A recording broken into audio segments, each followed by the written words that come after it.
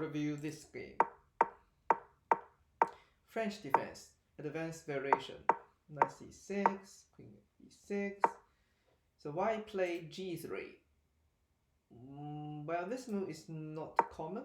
So usually white move bishop to e2 or a3, d4.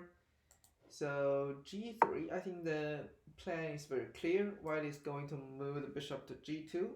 And why did I say this is not common? Because g2 is not a good square for the light square bishop because it targets at a very solid pawn structure. Instead, it's better that white move the bishop to d3 so it can control two diagonals, especially this one from d3 to h7. White can attack the king side very easily.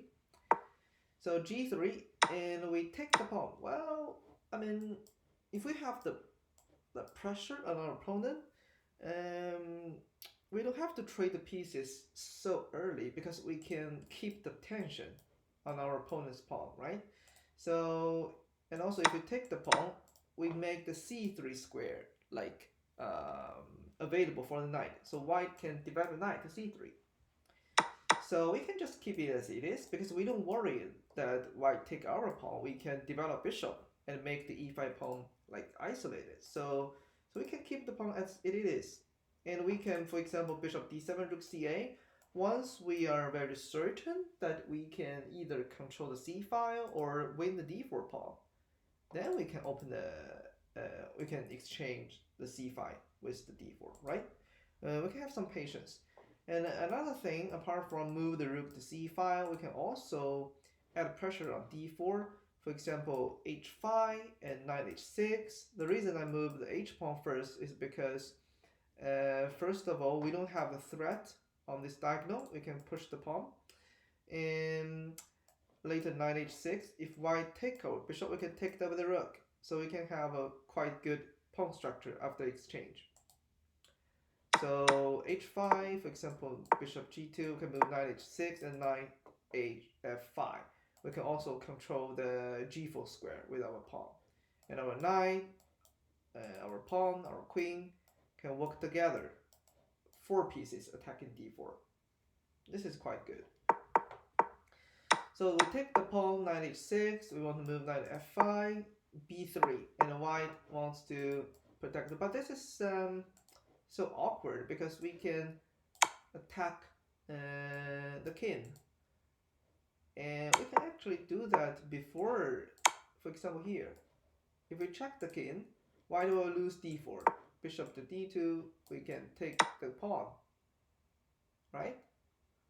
We can win the pawn. And knight to d2 is the same. I mean, white has to move the king to e2, but the king is super bad in position. We can then move the knight. Even like this, I think we can still check the king. King to e2, and this is what we did. This is good. And divide the bishop. Later move the rook to ca. Awesome. Well, can we check the king? White has to defend with queen d3, and we can take the pawn. If knight takes, we take it back. If bishop takes, we can play bishop to b5. So white has to move the king back to d1, for example, and then we can win the pawn, a center pawn. This is so good if we can find this tactical moves. So we move knight back to h6, h3. So our knight is quite stuck at the h6 after h3. So if we have to retreat knight, I will move it to e7, and then to g6, and later we can move knight to f4. So knight h6 is quite awkward there. Rook ca, bishop back to e7, knight c4. This is good. This is a very good square for the knight. Queen b3. We take the bishop, and we play a5 to attack the b4 pawn, b5, and castle, a4. So now I can play f6. So in French defense, advanced variation, black usually have 2 ways: attack the center One is something we have already done, that is push the c5. This is more straightforward. Another move is less common play, but it's also very useful, depends on the position. That is f6. Especially after you castle, you have a rook at f8. You can attack the center with f pawn and also open up the f file. So your f rook can evolve into the battlefield. So f6 is something we can try. If white take the pawn, we can take the bishop, we can attack d4. This pawn is even weak. Knight e5 is not possible, but after exchange, we can win f2. So keep in mind of this move, f6. So we keep attacking the c file, rook c1, rook c4, rook b4, attack the queen and back, and then we play rook b4. And that is the end of the game.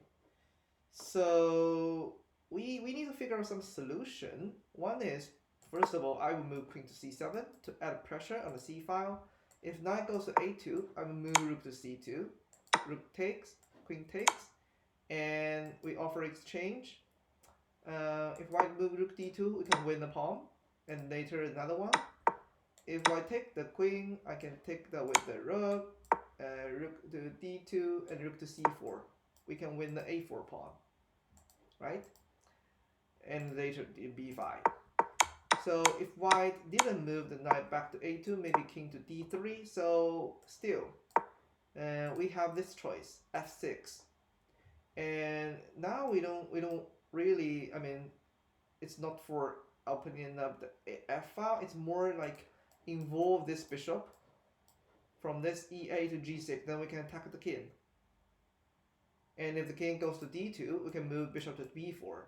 So basically we need to involve as many pieces as possible. So now we only have this 3 pieces attacking white queen side. This is good, but we need to figure out a way to involve the 2 bishops and also the knight.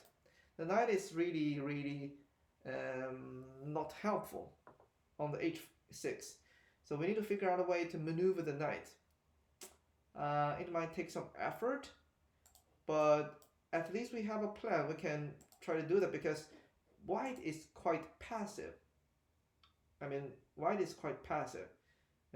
So we can like move knight f7, knight h8, knight g6, and knight f4. I think f4 is a very good square because it's a dark square. White cannot defend it with the dark square bishop. And also knight f7, we can attack e5. And what else can we do? Yeah, I think knight f7 is a very good way to involve the knight to attack e5.